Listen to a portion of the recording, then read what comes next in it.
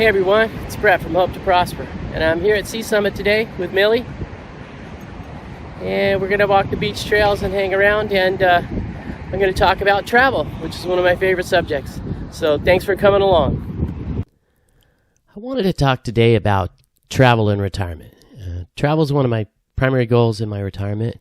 It's one of my favorite things to do, and it's one like my primary mission, and so I'm doing as much of it as I can, especially while I'm still young, and I'm enjoying it so much. So I was watching my parents' retirement videos. My stepdad gave me a thumb drive with all their retirement videos on it, and I was watching them a couple weeks ago, and it was really fun. They look so young and happy, and they went to Maui and Alaska, a bunch of national parks, and a couple road trips. It was just fun to watch and see what they were doing. And pretty soon I realized, my mom, man, she's only like 6 or 7 years older than I am now in those videos. So they got to retire at 65, unlike most of us who would get to retire at 67. And they traveled quite a bit. They went everywhere. They went to Australia and New Zealand. They went to Peru. They went around the U.S. And so they traveled quite a bit, and they had a really, really good time. But unfortunately, now they're getting older, and they just can't travel like they used to. So that 20 years from 65 to 85, it came and went quickly, and now they're really slowing down.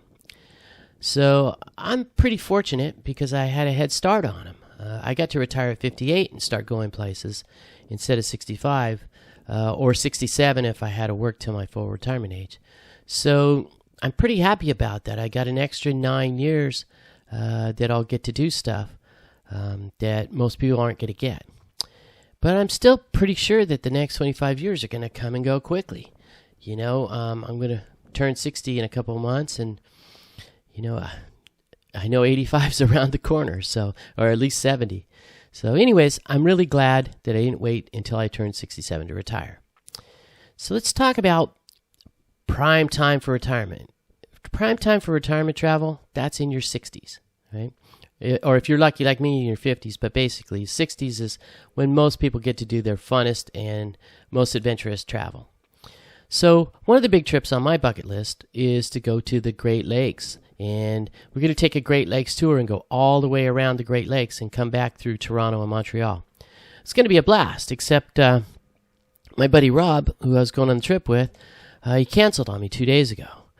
He's having some health issues. He has to do a couple surgeries, and he's not going to be fully recovered by that time, and he doesn't want to go, while he's still impaired. So basically, we had to postpone the trip till next year, and I was really looking forward to it. But that's what happens sometimes, You take some things for granted. So Rob's 10 years older than me, and we went on the New England tour a couple years ago. I'll put a link to the video. It's pretty funny. It's one of my first videos and probably one of my worst, but man, we had a blast. And me and Rob hit it pretty hard, We walked the whole Freedom Trail in Boston. We got lost and then walked it backwards. We walked in Acadia National Park in Maine, and we lost our car and had to walk and find that. And we had a number of other adventures in New England, Connecticut, Mystic, Connecticut, and other places where we walked a bit. So he hung in there pretty well, considering, how fast I walk and how much I walk.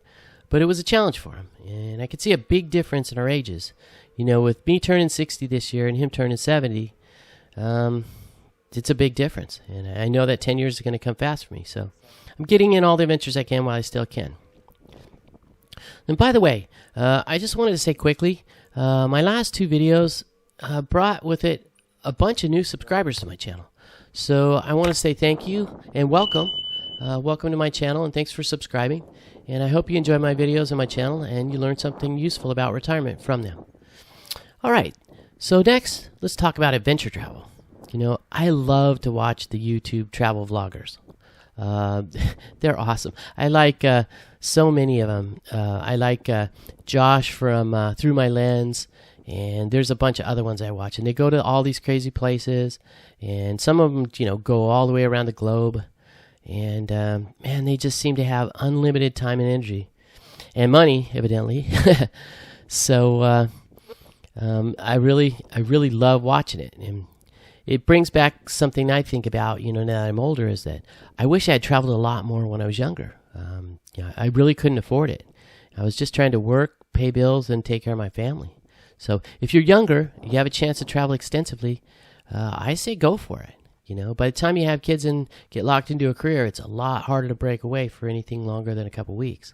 And even then, you're half the time you're working. So I had a roommate in college back in the 80s, and he went backpacking for a whole year around Europe. And man, he had a blast. He had pictures of Rome and Paris and stuff, Amsterdam. I wish I had gotten to do something like that when I was in my 20s, but like I said, I was too busy working and didn't have the funding. So I sacrificed a lot to get where I am today, but it's finally starting to pay off, and I'm trying to get back some of those adventures that I couldn't afford when I was younger.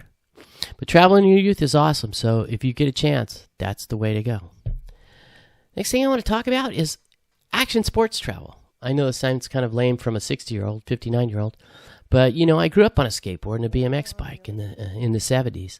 And man, we adventured far and wide.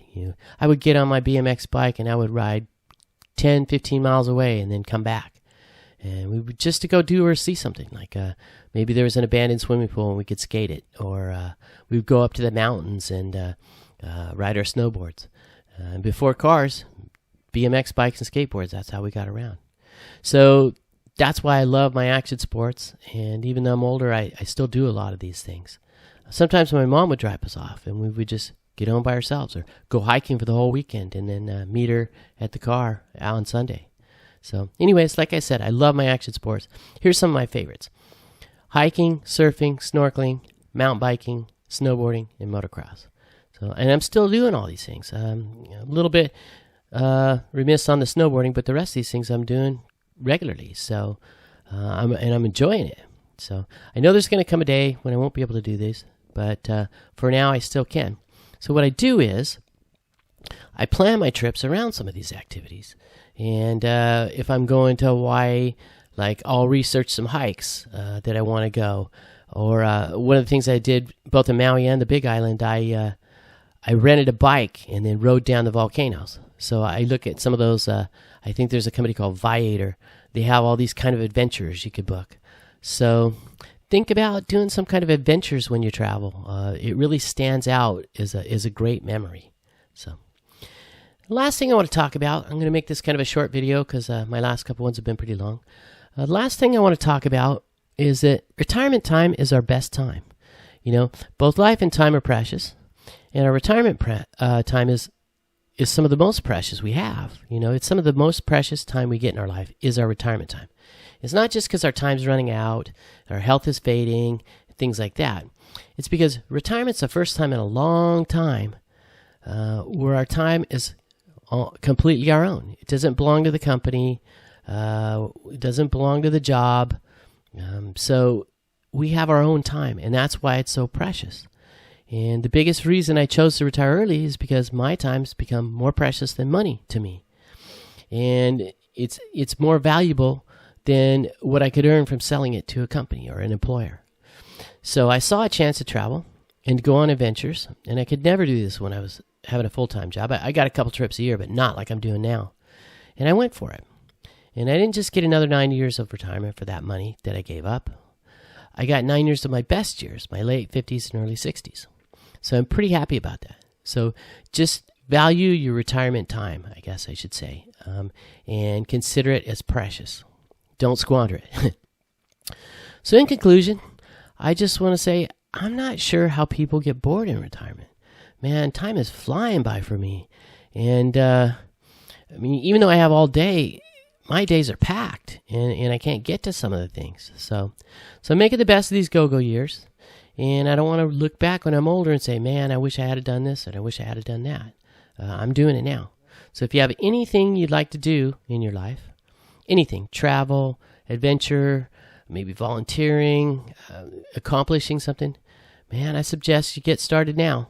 Either if you're thinking about retirement or you are retired, now's the time before your time and your health slips away. And it happens quicker than you think.